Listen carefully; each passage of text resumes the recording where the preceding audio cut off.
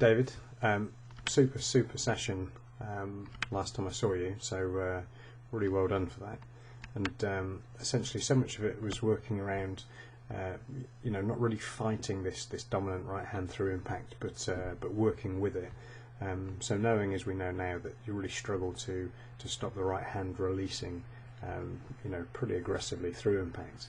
We're trying to factor it into the equation now and make sure we allow for it. So certainly in the takeaway, the focus is heavily on the pronation of the right forearm as we start taking the club back, making sure that we're working the club face much more open, which you can see you're doing here, this slight fanning open of the club face, but of course it also puts you more underneath the plane line, which is a great thing, because of course it's going to get the ball to start a little bit more down the target line rather than the tendency as it is to go a little bit left. So up at the top of the swing, you're fantastic compared to plane line, nicely under the plane, straight down at here actually, but certainly with a much more neutral club face than we've seen previously, and you can see that club face pointing right down the target line.